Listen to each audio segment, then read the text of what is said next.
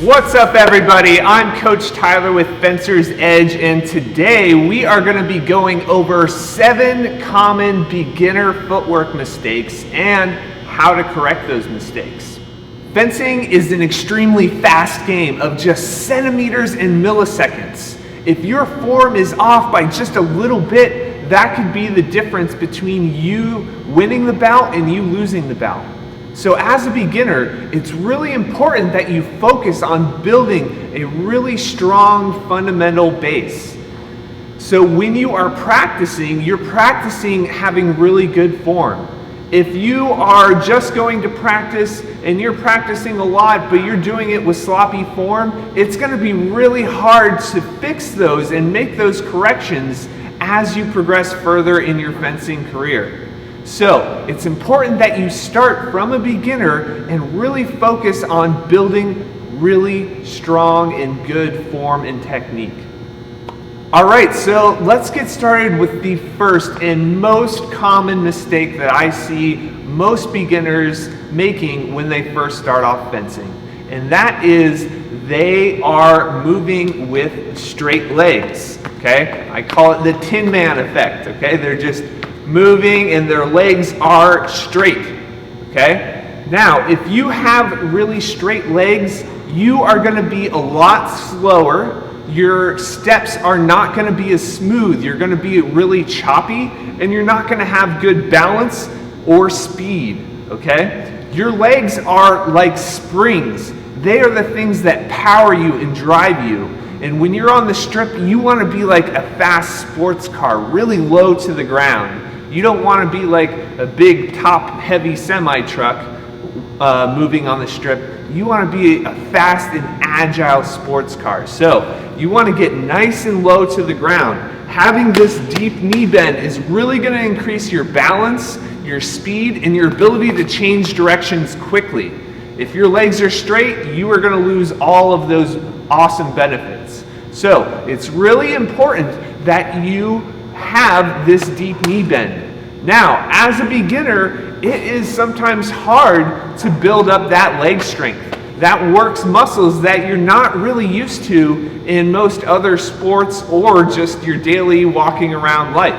So, as a beginner, it's really important that you build up that leg strength so that you can sit in the unguard position and be really comfortable. It's not really hard for you to stay in this position for a prolonged period of time. Okay? So some of the things that you can do that will help you build that length strength is, number one, a fun way is when you are brushing your teeth in the morning, just brush your teeth in that unguard position. Get really comfortable in this position.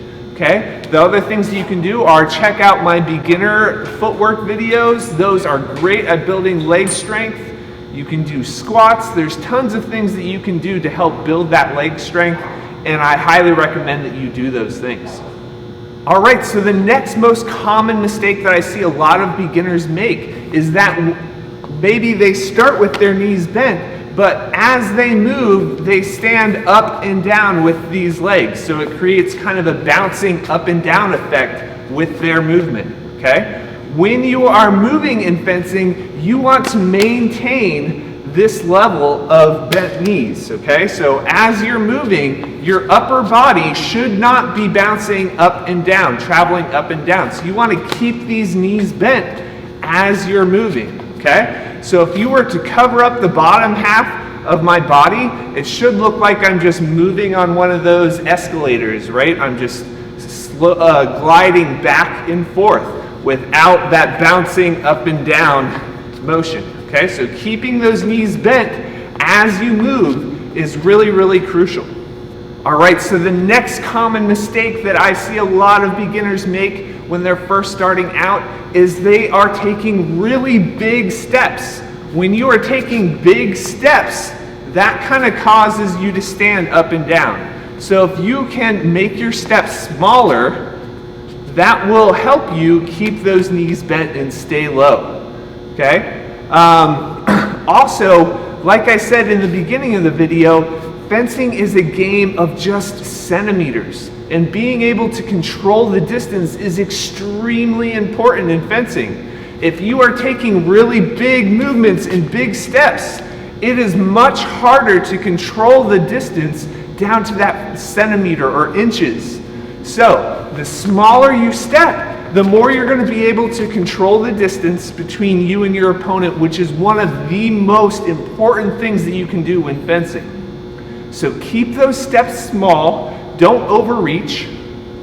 Another bad habit with the big steps is a lot of fencers, when they advance, they'll take a bigger step with their back foot, closing their heels together, okay? Now, this is not good for a few reasons.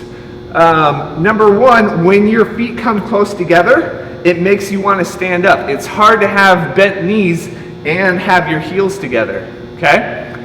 And the other thing is, if I want to change directions right now, it's really hard for me to change directions if my feet are really close together.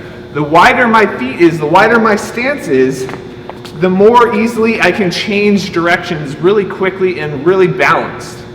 So keeping those feet a shoulder width apart is really important. Now, in fencing, there are times when it is important and when it is beneficial to close those heels, but 90% of the time as you're moving, you want to maintain that shoulder width distance in between your feet, okay? So don't close those heels together, don't take a bigger step with your back foot or take a bigger step with your front foot, closing those heels together. If you step small with the front foot, you also step small with the back foot. When you're retreating, if you step small with the back foot, you also step small with the front foot, maintaining that shoulder width distance in between your feet as you're moving up and down the strip. All right, so the next common mistake that I see a lot of beginners make is with the angle of their feet. So sometimes I'll see fencers moving like this with their front toe not pointed straight directly at their opponent. It's kind of angled in like this, okay? So they're moving back and forth like this with the front foot. Now, if I am fencing and I step a little funky, I'm gonna roll my ankle and injure my knee, okay? So that's why it's really important to have your front toe pointed straight forward. That way, when you're stepping, there's no chance of you rolling or twisting your ankle or buckling at the knee. Also, when you're moving, it's important to land on the heel of the front foot and roll down to the toe. Same with lunging. When I lunge, I want to land on the heel of my front foot and then roll down to the toe. If my foot is angled this way, it's really hard for me to land on my heel as I'm stepping, okay? Now, the same thing as the front foot, having that front foot pointed directly at your opponent, I also see a lot of problems with the back foot, the angle of the back foot. A lot of fencers will have their toe pointed forward, their back foot toe pointed forward. Now, when my back toe is pointed forward, that turns my hips and squares my body up to my opponent. Now, if my body is squared up to my opponent, my target area is a lot bigger. There's a lot more for my opponent to hit, and it also shortens my reach. But if I just turn this back toe, so my back foot is pointed, I'm making an L with my feet or a 90-degree angle with my feet. Now that turns my hip, so it makes my target area a lot skinnier to my opponent, as opposed to this, where my target area is squared off to my opponent. All I gotta do is turn this back foot, and that turns this shoulder, making my target area a lot skinnier, a lot harder to hit. Also, if my shoulders are turned this way, it extends my reach. I can reach almost an inch further than if my shoulders were squared off, okay? So that is really crucial, the angle of those feet. You want to be making a 90-degree angle or an L with your feet, okay? So, and maintaining that angle as you're moving up and down the strip, okay? So not turning the back toe forward, not turning the front toe forward like this, okay? So the angle of the feet is really important. All right, so the next common mistake that I see a lot of fencers make is not having a rocking motion. So when they are advancing forward, when you are advancing, you want to step and land on the heel first, rolling down to the toe, and then stepping up with the back foot. So creating a rocking motion with this front foot, okay? And when you're retreating, you want to be landing on the toe first and then rolling down to the heel, okay? So when you're backing up or going backwards or retreating, you're landing on the toe first, rolling down to the heel, and then stepping back. When you're advancing, you want to land on the heel first, then roll down to the toe, and then step up the back foot, okay? So it's really important that you kind of have this rocking motion with your feet, okay? So rolling from the heel to the toe going forward, and stepping on the toe and rolling down to the heel as you're going back. All right, so the next common mistake that I see a lot of fencers make is what I call the zombie effect. So a lot of beginner fencers that I see will step and they'll slide, they'll drag this back foot behind them, or they'll drag their front foot back as they're retreating, okay? If you're not making actual steps, that's gonna slow you down, okay? So you don't wanna slide your foot behind you as if it were a dead leg and you're a zombie just dragging your limbs across the floor, okay? You want to be actively making small and concise steps, lifting the feet completely off the ground as you're moving forward and backwards.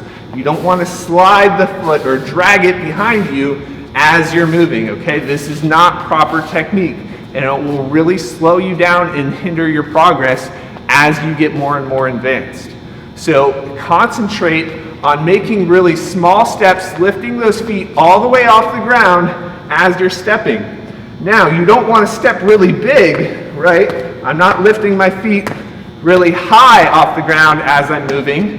They're only coming up maybe about a half an inch or so, maybe even less, maybe a couple centimeters off the ground as I'm moving forward and backwards, okay? So don't slide those feet. Don't be a zombie on the fencing strip.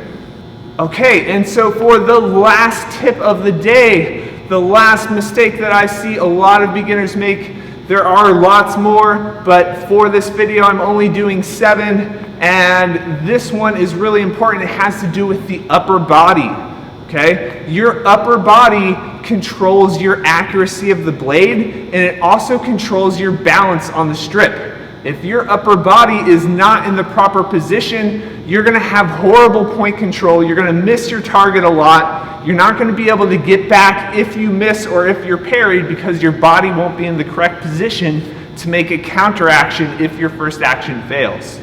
So having a really good balanced and solid upper body is super important in fencing.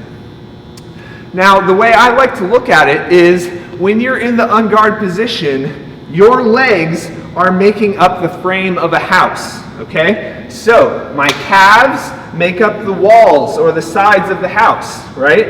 And then from here, this makes the roof of the house going up to a point.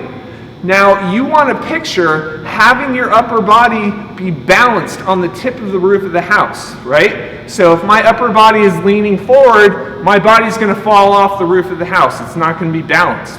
If my upper body is leaning forward here, it's going to fall off the roof of the house. If I'm leaning backwards, it's going to fall off the roof of the house. If I'm leaning this way, it's going to fall off the roof of the house. So you want to make sure that it's nice and balanced right on the tip of the roof of the house. So the upper body is nice and straight and solid as you're moving. You don't want to be hunching forward like this with your butt out in the air, okay? You want to have your butt underneath you. It's almost like you're sitting down in a chair with your back straight, okay? So this will really help your accuracy.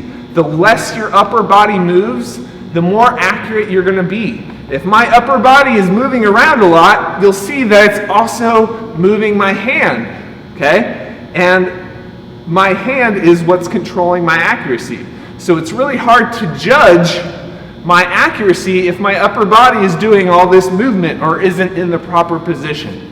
So having a nice solid and still upper body will help allow you to have nice controlled and accurate blade movements. Now, that being said, there are times in fencing where it is crucial or important or helpful to move the upper body. Like let's say you want to get a little extra reach with your lunge, it's okay to drop this upper body forward and moving it forward to get you that little extra inch that you need to score the touch, or to pull your upper body back to avoid a touch coming at you. There are times where that is crucial and important, but most of the time when you are moving, it's important to have this upper body be nice and solid and balanced and centered on the tip of that roof of the house. Okay? That way you can be very accurate, you can be balanced, and you can control getting back and forward really, really easily. Okay, so that does it for today's video. I hope you guys are enjoying this. I hope it helps you perform at your highest potential and achieve the results that you're looking for. I am always passionate about helping fencers like you perform at your best. So thank you for watching. I also want to give a huge thank you to all of my patron supporters out there. Your contribution to this channel really helps make this channel possible. If you haven't already, please go to my Patreon page and consider becoming a supporter. You can contribute just as little as $1 amount, and that really helps me make more content and help you guys out. Thanks so much, guys, and until next time, have fun, work hard, and practice.